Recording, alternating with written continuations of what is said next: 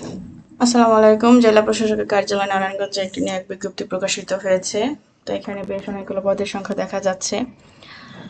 তো কারা কারা আবেদন করতে পারবেন, কি কি শিক্ষাগত যোগ্যতা লাগবে, বেতন বিস্তারিত বলে দিচ্ছি এবং আবেদনের পদ্ধতি দেওয়া আছে, যারা যারা নিজে থেকে আবেদন করবেন।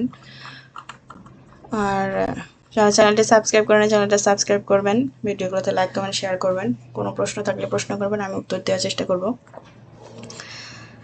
তো এখানে হচ্ছে নিয়োগ বিজ্ঞপ্তি স্থানীয় সরকার পল্লী উন্নয়ন সময় মন্ত্রণালয়ের স্থানীয় সরকার বিভাগ ইউনিয়ন পরিষদ ২ শাখার ২৭/৪/২০২৬ তারিখের স্মারক নঙের ছাড়পত্রের পরিপ্রেক্ষিতে নারায়ণগঞ্জ জেলার ইউনিয়ন পরিষদ প্রশাসনিক কর্মকর্তা এবং ২৪/৬/২০২৬ তারিখে স্মারক নম্বরের ছাড়পত্রের পরিপ্রেক্ষিতে নারায়ণগঞ্জ জেলার ইউনিয়ন পরিষদের সহকারী কাম কম্পিউটার অপারেটরের শূন্যপদ পূরণে অস্থায়ী ভিত্তিতে সরাসরি নিয়োগ ও প্যানেল গঠনের নিমিত্তে অনলাইনের মাধ্যমে আবেদন গ্রহণ করা হবে। তো অনলাইন ব্যতীত আবেদন গ্রহণযোগ্য হবে না। যারা আবেদন করবেন অনলাইনের মাধ্যমে এবং নির্ভুল আবেদন করবেন সময় হাতে নিয়ে। ইউনিয়ন পরিষদ প্রশাসনিক কর্মকর্তা ৯টি ১৪তম গ্রেড ১০,২০০ টাকা থেকে ২৪,৬৮০ টাকা এবং স্বীকৃত বিশ্ববিদ্যালয়ে সমমানের সিজিপিএ বা স্নাতক ডিগ্রিধারী হতে হবে। বেতন ভাতা ৭৫% সরকার কর্তৃক ও ২৫% ইউনিয়ন পরিষদ কর্তৃক প্রদেয়। হিসাব সহকারী কাম কম্পিউটার অপারেটর ৩৯টি ১৬তম গ্রেড ৯,৩০০ টাকা থেকে ২২,৪৯০ টাকা। কোনো স্বীকৃত বোর্ড হতে বাণিজ্য বিভাগ অনন্য দ্বিতীয় বিভাগ অথবা সমমানের সিজিপিএ থাকতে হবে। কম্পিউটার প্রশিক্ষণ প্রাপ্ত থাকতে হবে। কম্পিউটার বাংলা ইংরেজি ২০ শব্দ চালনা টাইপিংয়ে গতি থাকতে হবে এবং বেতন ভাতার এটা হচ্ছে ৭৫% সরকার দিবে এবং ২৫% ইউনিয়ন পরিষদ থেকে দেওয়া হবে। আবেদন ফর্ম পূরণ ও পরীক্ষা অংশগ্রহণের ক্ষেত্রে নিম্ন শর্তাবলী হচ্ছে: প্রার্থীকে জন্মসূত্রে অবশ্যই বাংলাদেশের নাগরিক এবং নারায়ণগঞ্জের স্থায়ী বাসিন্দা হতে হবে। জেলা প্রশাসক নারায়ণগঞ্জ বরাবর আবেদন করতে হবে। আবেদন শুরুর ৩/৮/২০২৬ তারিখে প্রার্থীর বয়স ১৮ থেকে ৩২ বছরের মধ্যে হতে হবে। নিয়োগ বিজ্ঞপ্তিতে বর্ণিত পদ পূরণে স্থানীয় সরকার বা ইউনিয়ন পরিষদ কর্মচারী চাকরি বিধিমালা ২০১১ অনুসরণ করা হবে। যারা অন্যান্য প্রতিষ্ঠানে চাকরিতে অবস্থায় আছেন তারা কর্তৃপক্ষের অনুমতি নিয়ে তারপর আবেদন করবেন এবং সেটার সনদপত্র দাখিল করবেন। নিয়োগের জন্য প্রার্থী নির্বাচনের ক্ষেত্রে নিয়োগ বিধি মোতাবেক লিখিত, ব্যবহারিক ও মৌখিক পরীক্ষা অনুষ্ঠিত হবে। চাকরির আবেদন আছে আগামী ৩/৮/২০২৬ তারিখ সকাল ১০টা থেকে ৩১/৮/২০২৬ তারিখ বিকাল ৫টা পর্যন্ত অনলাইনে আবেদন করা যাবে। আর তাছাড়া কোনোভাবেই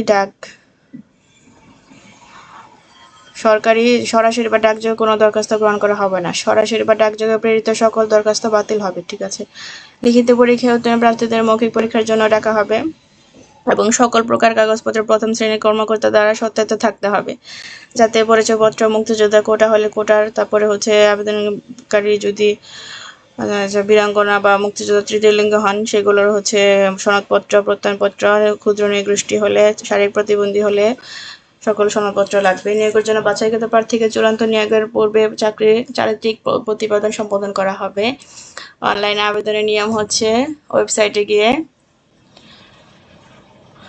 আবেদন সাবমিট করতে হবে এবং আবেদন সাবমিটের ৭২ ঘন্টার মধ্যে ফি জমা দিতে হবে।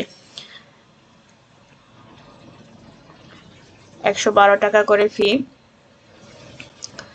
জমানোর পদ্ধতি হচ্ছে SMS এর মাধ্যমে স্পেস ইউজার আইডি লিখে 16222 নম্বরে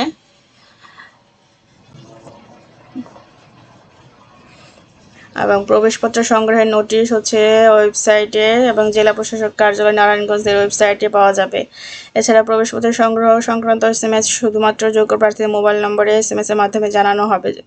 তাই যারা মোবাইল নাম্বার দিবেন সচল এবং নিজের কাছে থাকে এরকম একটা মোবাইল নাম্বার দিবেন, যেন চাকরির কোনো ইনফরমেশন আসলে বা যে কোনো তথ্যই হোক আপনারা সরাসরি পান। শুধুমাত্র টেলিটক প্রিপেড মোবাইল নম্বর থেকে প্রার্থীগণ নিম্ন বর্ণিত SMS পদ্ধতি অনুসরণ করে নিজ নিজ ইউজার আইডি এবং পাসওয়ার্ড পুনরুদ্ধার করতে পারবেন। আচ্ছা, কোনো প্রকার অসত্য বা ত্রুটিপূর্ণ আবেদন হলে কিন্তু সেটা বাতিল বলে গণ্য হবে।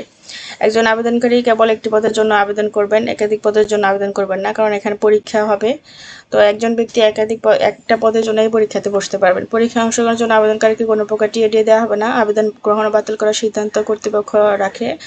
ইউনিয়ন পরিষদের হিসাব সহকারী কাম কম্পিউটার অপারেটর পদে নিয়োগের ক্ষেত্রে রিট পিটিশন হতে উদ্ভূত সিপি লিভ টু আপিল মামলায় মহামান্য আদালতের ১/২০১৮ ১ মার্চ ২০১৮ তারিখের আদেশ প্রত্যর্পণ করা হবে। শেষ তারিখ ও সময়ের জন্য অপেক্ষা না করে যথেষ্ট সময় নিয়ে আবেদনকারীকে আবেদনপত্র পূরণ ও আবেদন ফি জমাদান করতে পরামর্শ দেওয়া যাচ্ছে।